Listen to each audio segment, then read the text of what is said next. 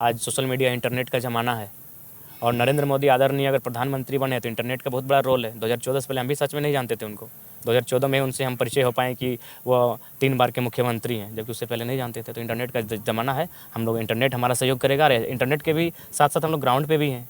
आज लगभग 12 करोड़ 37 लाख का मुआवजा मायने है 6 महीना में, हम लोग ग्राउंड पे हैं। JBKSS अर्थात झारखंडी भाषा खतियान संघर्ष समिति के नेता जयराम महतो ने लोकसभा चुनाव लड़ने की मंशा जाहिर की है। उन्होंने आज बोकारो में घोषणा करते हुए गिरिडीह से लोकसभा चुनाव लड़ने की बात की है। उन्होंने JBKSS के बैनर तले बोकारो में बैठक कर यह जानकारी दी, जहां गिरिडीह, निरसा, बलियापुर, बोकारो, धनबाद तथा झरिया से हजारों की संख्या में कार्यकर्ता उपस्थित थे। उन्होंने सर्वसम्मति से चुनाव लड़ने की घोषणा करते हुए अपने आप को गिरिडीह लोकसभा के उम्मीदवार के रूप में घोषणा कर दी है। वहीं चुनाव को लेकर सभी कार्यकर्ताओं ने एक स्वर में जयराम महतो का समर्थन किया। मीडिया से बात करते हुए जयराम महतो ने कहा कि जिस तरह से बंगाल में बंगाली, बिहार में बिहारी, उड़ीसा में उड़िया को अपने राज्य में सबसे पहले अधिकार मिलता है, उसी तरह झारखंड में झारखंडियों को उसका अधिकार मिलना चाहिए। यहाँ किसी भी तरह की कोई बाहरी भीतरी की लड़ाई नहीं है, मगर हमें अपनी धरती पर सबसे पहला हमारा अधिकार है। हमें विश्वास है कि हमें जनता का साथ जरूर मिलेगा। चुनाव जीते या हारे यह मैटर नहीं करता।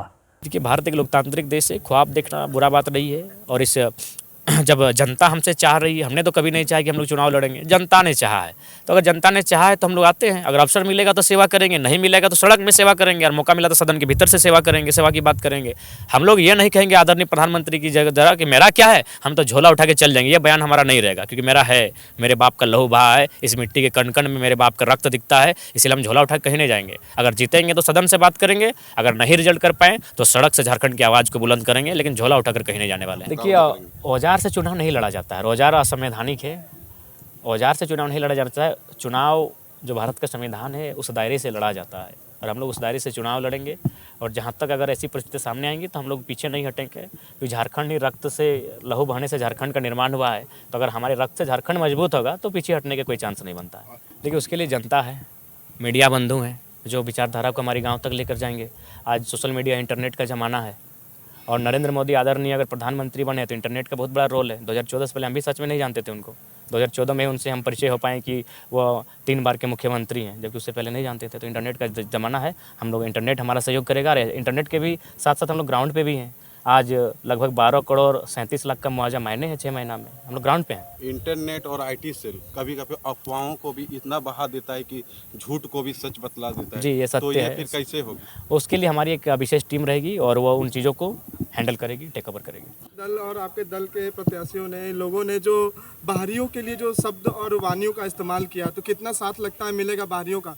दूसरी बात कि अगर हम तब की बात नहीं कर रहे हैं कि आप हार जाते हैं, तो मैं तब की बात करता हूं कि अगर आप जीत जाते हैं तो आप किस गठबंधन को साथ देंगे? आप इंडी गठबंधन का साथ देंगे या NDA गठबंधन का साथ देंगे? देखिए, सबसे पहली बात है, उस समय 2 चीज़ें होंगी।